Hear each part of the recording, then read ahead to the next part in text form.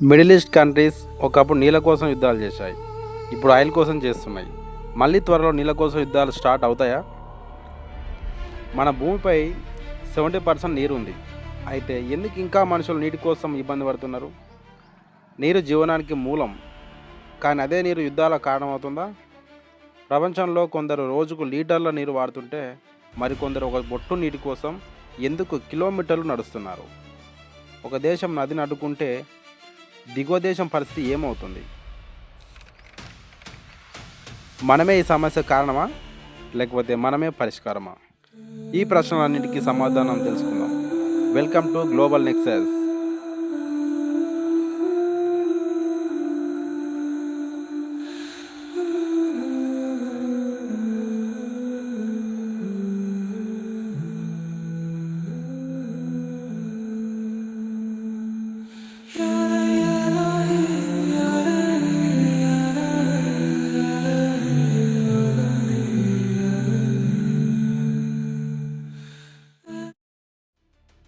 Middle east countries ఒకప్పుడు నీళ్ళ కోసం యుద్ధాలు చేశాయి.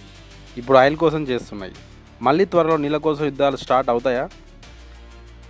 మన భూమిపై 70% నీరు ఉంది. అయితే ఎందుకు ఇంకా మనుషులు నీటి కోసం ఇబ్బంది పడుతున్నారు? నీరు జీవనానికి మూలం. కానీ అదే నీరు యుద్ధాల కారణమవుతుందా? ప్రపంచంలో కొందరు రోజుకు లీటర్ల నీరు వాడుతుంటే మరికొందరు ఒక బొట్టు నీటి కోసం ఎందుకు కిలోమీటర్లు నడుస్తున్నారు? ఒక దేశం నదిని అడ్డుకుంటే దిగువ దేశం పరిస్థితి ఏమవుతుంది? మనమే ఈ సమస్య కారణమా, లేకపోతే మనమే పరిష్కారమా? ఈ ప్రశ్నలన్నిటికీ సమాధానం తెలుసుకుందాం. Welcome to global nexus, your guide to understand the world. Let us begin. మనం నీటిని సాధారణ వనరుగా భావిస్తున్నాం, కానీ నిజానికి ఇది ప్రపంచంలో అత్యంత విలువైన సంపదగా మారుతుంది. భూమిపై నీరు చాలానే ఉన్నప్పటికీ తాగడానికి ఉపయోగపడే నీరు చాలా తక్కువ. ప్రపంచ జనాభా వేగంగా పెరుగుతుంది. వ్యవసాయం, పరిశ్రమలు నీటిని అధికంగా వినియోగిస్తున్నాయి. ఇంకా వాతావరణ మార్పులు, వర్షపాతం అసమానంగా మారడం, ఇవన్నీ కలిసి ప్రపంచాన్ని ఒక నీటి సంక్షోభం వైపు నడిపిస్తున్నాయి. ఇక్కడే సమస్య ప్రారంభమవుతుంది. ఒకే నదిని 2 లేదా 3 దేశాలు పంచుకుంటే ఆ నీటి వినియోగంపై విభేదాలు మొదలవుతాయి. ఎగువ ప్రాంతంలో ఉన్న దేశాలు ఆ నదిపై ఆనకట్టలు నిర్మిస్తే దిగువ దేశాలకు నీటి ప్రవాహం తగ్గిపోతుంది. ఇది క్రమంగా ఘర్షణలకు దారితీస్తుంది. ఇలా ప్రపంచంలో ఎన్నో ప్రాంతాల్లో నీరు ఒక వనరు మాత్రమే కాదు, ఒక శక్తిగా మరియు ఆయుధంగా మారుతుంది. Water percentage on the earth. మొదటగా భూమిపై నీటి పరిమాణం తెలుసుకుందాం. భూమిపై నీటి పరిమాణం చాలా ఎక్కువగా కనిపిస్తుంది, కానీ అందులో కేవలం 2.5% మాత్రమే ఫ్రెష్ వాటర్. అందులో 1% కన్నా తక్కువ యూజబుల్ వాటర్. స్పేస్లో నుంచి చూస్తే మన భూమి బ్లూ కలర్లో కనిపిస్తుంది. కారణం ఓషన్ వాటర్. అందుకే మన భూమిని బ్లూ ప్లానెట్ అని కూడా పిలుస్తారు. మన భూమిపై 71% వాటర్, 29% ల్యాండ్ ఉంది.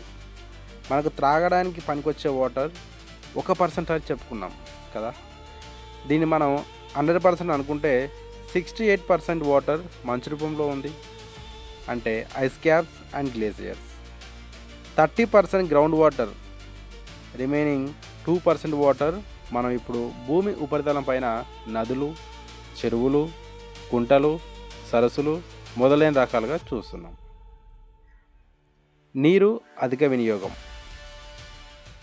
నీరు జీవనానికి అత్యంత ముఖ్యమైన సహజ వనరు. మనుషులు, జంతువులు, మొక్కలు అన్నీ నీటి మీద ఆధారపడి జీవిస్తాయి. కానీ మనం నీటిని నిర్లక్ష్యంగా వాడి వృధా చేస్తున్నాము. భవిష్యత్తులో ఇది తీవ్రమైన నీటి కొరతకు దారితీయవచ్చు. ప్రతిరోజు మనం అనేక రకాలుగా నీటిని వృధా చేస్తున్నాం. పళ్ళను తోమేటప్పుడు ట్యాప్ను ఆఫ్ చేయకుండా వదిలేయడం, ఎక్కువసేపు స్నానం చేయడం, వాహనాలను పైప్తో కడగడం, ఇలాంటి అలవాట్లు ఎక్కువ నీటి వినియోగానికి కారణమవుతున్నాయి. వ్యవసాయానికి కూడా ఎక్కువ నీరు ఉపయోగిస్తున్నాం. లీకేజీలు త్వరగా సరిచేయకపోవడం, ఇలా చాలా రకాలుగా నీరు వృధా అవుతుంది. నీరు అధికంగా వాడటం వలన భూగర్భ జలాలు కూడా తగ్గిపోతున్నాయి. భవిష్యత్తులో నీటి కోసం గొడవలు, యుద్ధాలు కూడా జరిగే అవకాశం ఉంది. నెక్స్ట్ పాయింట్, నీళ్ళ కోసం ఎక్కువ దూరాలు నడవడం. ప్రపంచంలో సుమారు 2 బిలియన్ అంటే 200 కోట్ల మందికి సురక్షిత తాగునీరు ఇప్పటికీ అందుబాటులో లేదు. కొన్ని ప్రాంతాల్లో ప్రజలు రోజుకు 3 నుంచి 6 గంటలు నీటి కోసం టైం ఖర్చు చేస్తున్నారు. ముఖ్యంగా మహిళలు, పిల్లలు ఈ సమస్యను ఎక్కువగా ఎదుర్కొంటున్నారు. కొన్ని చోట్ల నీళ్ళ కోసం నిరసనలు కూడా చేస్తున్నారు. మన దేశంలో కొన్ని ప్రాంతాలు చూద్దాం. మరఠ్వాడ, లాతూర్ 2016లో తీవ్ర కరువు కారణంగా వాటర్ ట్రైన్ ద్వారా నీటి సరఫరా చేశారు. ప్రజలు గంటల పాటు క్యూలో నిల్చున్నారు. నెక్స్ట్ బుందేల్ఖండ్, ఇది యూపీ, ఎంపీ మధ్యన ఉంది. ఈ ప్రాంతంలో మహిళలు రోజు 3 నుంచి 5 కిలోమీటర్లు నడుస్తున్నారు. నీళ్ళ కొరత వల్ల గ్రామస్తుల మధ్య గొడవలు కూడా జరిగాయి. తర్వాత చెన్నై నీటి సంక్షోభం 2019లో నగరంలోని ప్రధాన రిజర్వాయర్లు ఎండిపోయాయి. ప్రజలు ట్యాంకర్ల కోసం నిరసనలు చేపట్టారు. తర్వాత కావేరీ నది వివాదం, కర్ణాటక, తమిళనాడు మధ్య నీటి పంపకాలపై భారీ ఆందోళనలు, బంద్లు జరిగాయి. తర్వాత ఆఫ్రికా కాంటినెంట్లో కొన్ని ప్రాంతాలు చూద్దాం. ఎథియోపియా అండ్ కెన్యా కొన్ని ప్రాంతాల్లో ప్రజలు 5 నుంచి 10 కిలోమీటర్లు నడవాల్సి ఉంటుంది. ఎన్జిఓలు నీటి హక్కుల కోసం ఉద్యమాలు నిర్వహిస్తున్నాయి. తర్వాత సోమాలియా, దీర్ఘకాలిక కరువు వల్ల మానవతా సంక్షోభం, ప్రజలు సహాయం కోసం నిరసనలు చేశారు. తర్వాత మిడిల్ ఈస్ట్, దీన్నే మనం మధ్యప్రాచ్యం అంటాం. ప్రజెంట్గా అక్కడ ఆయిల్ కోసం యుద్ధాలు జరుగుతున్నాయి. ఇక్కడ యెమెన్, ఈ ప్రపంచంలో వాటర్ స్కార్సిటీని ఎదుర్కొంటున్నటువంటి మొదటి ప్లేస్లో ఉంది. వాటర్ స్కార్సిటీని ఎదుర్కొనడంలో ప్రజలు తాగునీటి కోసం అనేకసార్లు నిరసనలు చేశారు. అలాగే సిరియా 2006 నుంచి 10 వరకు కరువు కారణంగా రైతులు నగరాలకు వలస వెళ్ళారు. నెక్స్ట్ ఇరాక్, నీటి కాలుష్యం కొరత కారణంగా భారీ నిరసనలు జరిగాయి ఇక్కడ కూడా. Next Asia and other regions, Pakistan, మన దాయాది ట్యాంకర్ నీటి మాఫియా కారణంగా ప్రజలు నిరసనలు చేశారు కరాచీలో. తర్వాత ఆఫ్ఘనిస్తాన్, కరువు కారణంగా గ్రామాల్లో నీటి కొరత. అలాగే నేపాల్ అండ్ బంగ్లాదేశ్, నీటి కొరత, ఉప్పు నీటి సమస్యలపై నిరసనలు జరిగాయి ఈ 2 దేశాల్లో కూడా. నీటి కోసం కిలోమీటర్లు నడవడమే కాదు, ప్రజలు హక్కుల కోసం పోరాడుతున్నారు. నీరు ఒక వనరు మాత్రమే కాదు, అది ఒక హక్కు. నెక్స్ట్ దేశాల మధ్య యుద్ధాలు. ఇండస్ రివర్ వివాదం, భారత్ పాకిస్తాన్ల మధ్య 1960లో ఇండస్ వాటర్ ఒప్పందం కుదిరిన వివాదాలు కొనసాగుతున్నాయి.